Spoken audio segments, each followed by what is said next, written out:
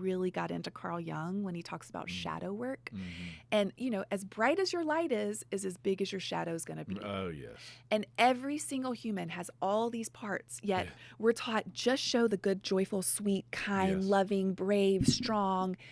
We've all lied, people have stolen and cheated, and that's Absolutely. all in us too. But then we're shaming and beating the crap out of ourselves for having these other patterns and human experiences that we learn to survive. Disordered eating sits at my table, right? I learned that, like, if I hadn't learned how to stuff my feelings, I might not be here today. Right? But yet I would shame myself for binging and beat the crap out of myself instead of learning tools with compassion and love to enter into that place, to love on that part of me, that pattern within me that learned to survive. That may never totally go away. It's in me. It's in you, It's and it in may me. never. Tools is such an important thing Yes. because when we just try to will it away, Totally. and just say, "Well, I'll stop that tomorrow. Good luck. Tomorrow, I won't eat the bag of Oreos." Yeah. Yes. or whatever it is. And that's what's so beautiful about shadow work. And that's become the foundation of the work that I do today. And it's all rooted in self-compassion and love.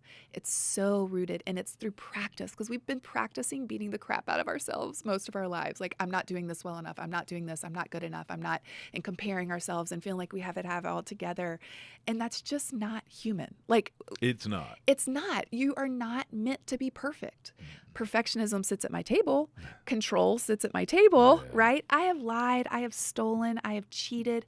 I have had intrusive and crazy thoughts, or so-called crazy. I have unconsciously used people. I wasn't aware that I was. Like, Carl Jung has this beautiful quote. He's like, until the unconscious becomes conscious, you're going to have the same result over and over and call it fate.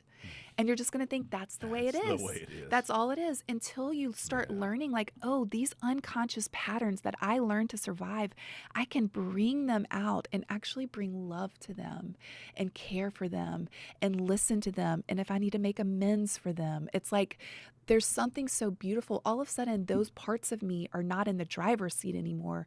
Love gets to move into the driver's seat, right? And love, I know for a fact, no one on this planet has ever healed through shame.